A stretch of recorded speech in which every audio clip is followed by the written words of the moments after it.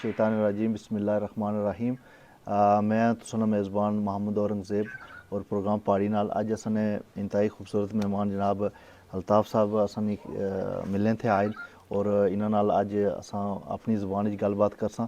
ये बेसिकली जेह्ड़ा प्रोग्राम है ये पहाड़ी ज़बान विच है और असां कोशिश करने कि अपनी ज़बान विच गल करां और अपनी ज़बान की प्रमोट करना चाहिए क्योंकि बाकी ज़बानां ते बंदा सिक्खनियां चाहिदियां और अच्छनियां भी चाहिदियां, लेकिन जी अपनी ज़बान ने इसी जी लुत्फ है और चाशनी है ये किसी होर ज़बान विच नहीं।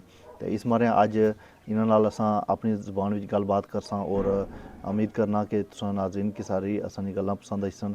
अस्सलाम वालेकुम जी, क्या हाल है? वालेकुम सलाम। ठीक हो? सही ठीक है। खैरियत ठीक ठाक। एक गल दसो, तुसां इस इलाके विच इतना अरसा होई गेआ रैह्ने आ और तुसां जेह्ड़ी तालीम है ओह् केह्ड़े स्कूल विचों हासल कीती है, तो उस तो बाद तुसां जेह्ड़ा अपनी ज़िंदगी दी जेह्ड़ी शुरुआत होई है वो किस तरह होई है, केह्ड़े इलाके च केह्ड़े स्कूलां च पढ़े हो? मैं सब तो पैह्लें बिस्मिल्लाहिर्रहमानिर्रहीम मैं सब तो पैह्लें मनकीटाली स्कूल च पंजवीं पास कीती है। माशाल्लाह। अच्छा, उस तो उसलै स्कूल इ'यै होना सी ना, हाँ मनकीटाली दा मनकीटाली स्कूल? स्कूल सी। सही। ते उस तो बाद फिर बराड़ले मैट्रिक कीती है 1987 च। 1987 च मैट्रिक कीती है, हाँ माशाल्लाह।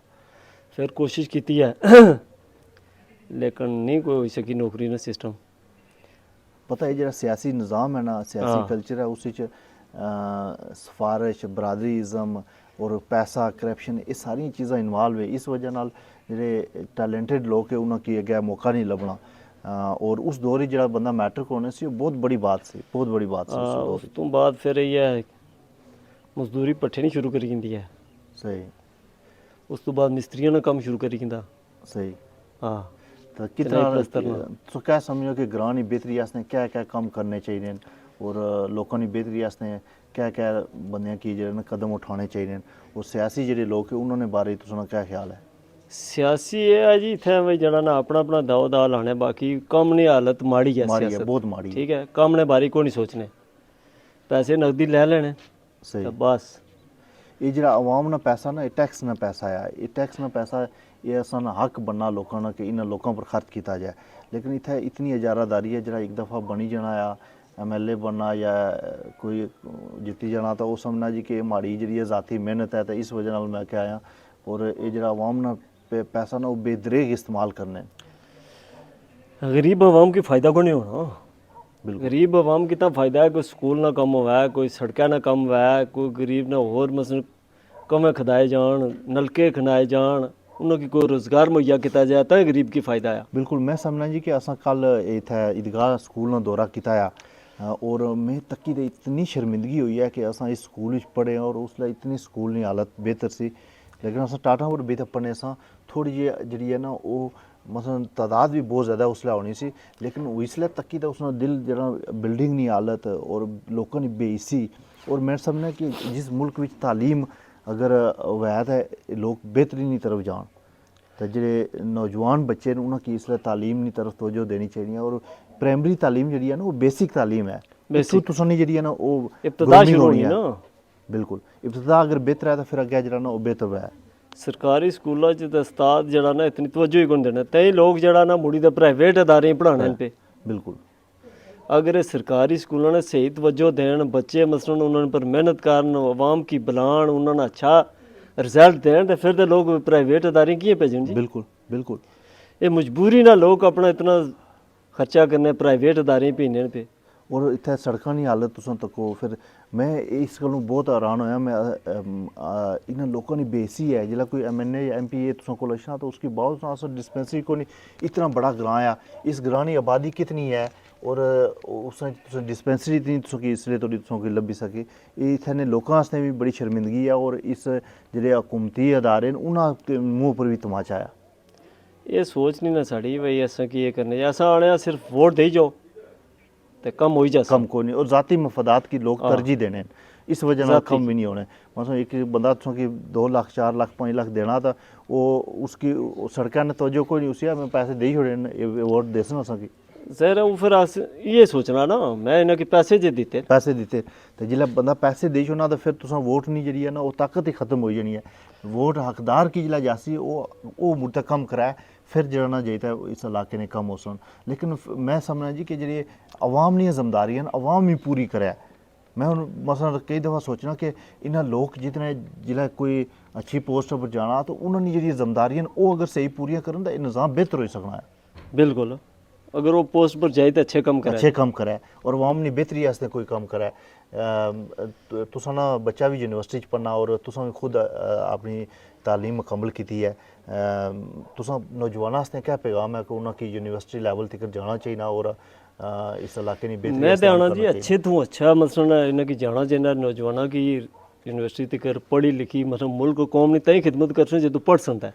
सही तो अगर तुसा पढ़ बेटा सकना बेटा कड़ी जगह पढ़िया है कड़े वो पटिबाड़ी स्कूल जो प्राइमरी की है ठीक है ते मैट्रिक उस कैंप माजर कैंप च प्राइवेट रीड फाउंडेशन किया माशाल्लाह ते FSC उस MCA क्या ना मैदाटाउन कॉलेज है जरा उसने जो की है माशाल्लाह। हाँ तो हूँ कड़ी यूनिवर्सिटी पढ़ना है? हूँ must university must university Mirpur. Mirpur ठीक है नाजरीन मैं इस मारे ये दसना कि ये जो अदारे रीड फाउंडेशन है स्पैशली इन्होंने बहुत बड़ा किरदार है और मैं समझना जी कि असने चावले भी रीड फाउंडेशन जनाब लियाकत साहब वो इदारा चलाई रहे और जिस जगह भी रीड फाउंडेशन है उन्होंने तालीम विच बहुत ये बेसिकली NGOs है और इन्होंने तालीम विच बहुत अहम किरदार अदा किया है।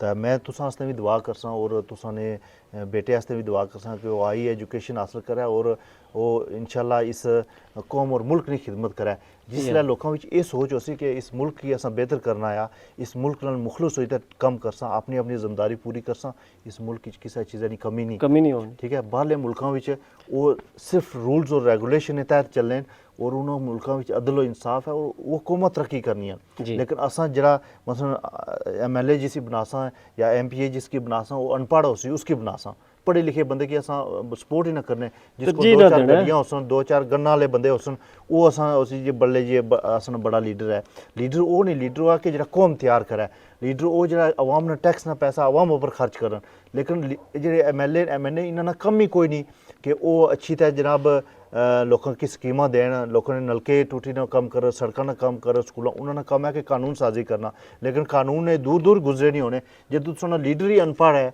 मुल्क ना जरा सरबराह है वो भी अनपढ़ है तो फिर किस तरह मामलात बन सन वो मुश्किल है फिर वो निज़ाम चल ही नहीं सकना। जिस लीडर के ये पता नहीं कि भाई जड़ी है तालीम है इसने ना क्या इसना क्या ना आया मसलन कड़ी डिग्री इसकी दी है तो वो अगर कर सी क्या मसलन मैं जाए दरख्वास्त देना उसकी पढ़नी नहीं होनी बिल्कुल तो मैं नौकरी तां देसी ना जो उसकी दरख्वास्त पानी उसी ते बिल्कुल 100%।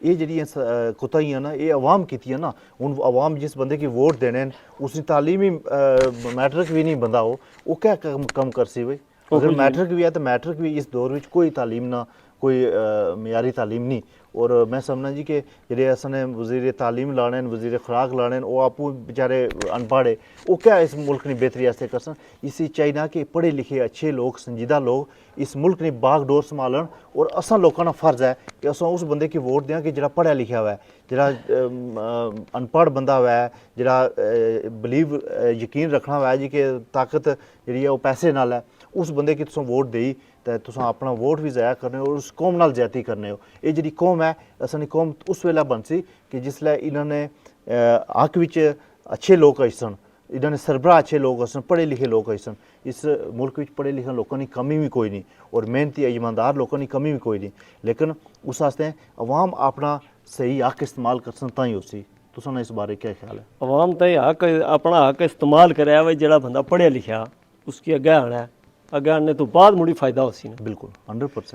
जरा बंदा समझने ही नहीं है कानून कायदा असा तो तरजीह देने दौलत वाले बंदे की बिल्कुल पढ़े लिखे बंदे तरजीह ना देने बिल्कुल तो दौलत वाले बंदे की समझ कोई नहीं वो क्या तुसां बेहतरी क्या कर सी ठीक है बेहतरी बंदा वही कर सकना जरा पढ़िया लिखा जरा दीन और दुनिया दोए जाना हुआ है ईमानदार हुआ है ठीक है और पढ़िया लिखा हुआ है तो दोए इल्म जानना उसी तो वो फिर दयानतदारी ना कोई फैसला कर सी कोई कम कर सी कुछ ना कोई जो सिस्टम करते जिसकी नहीं पता वो क्या कर सी बिल्कुल 100%।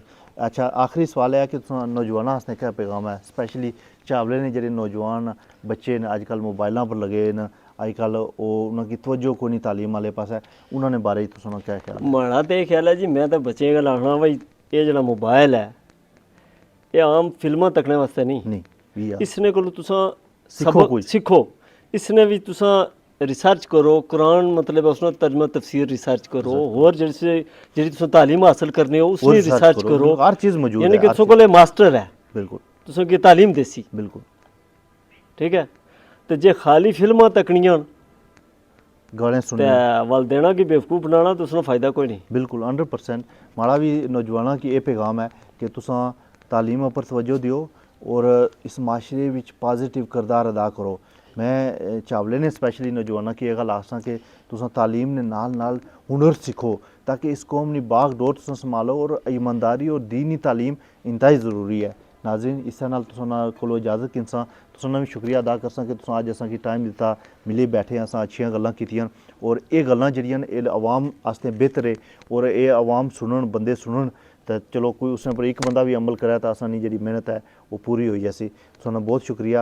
नाज़रीन फिर किसी प्रोग्राम में तुसां खिदमत च हाज़र होसां अपने मेज़बान मोहम्मद औरंगज़ेब की इजाज़त दियो तो पहाड़ी रंग नाल जुड़े रहो तो इंशाल्लाह अच्छियां तुसां की वीडियो भी लभसन अच्छियां गल्लां भी लभसन। बहुत शुक्रिया। अल्लाह हाफिज़। Thank you.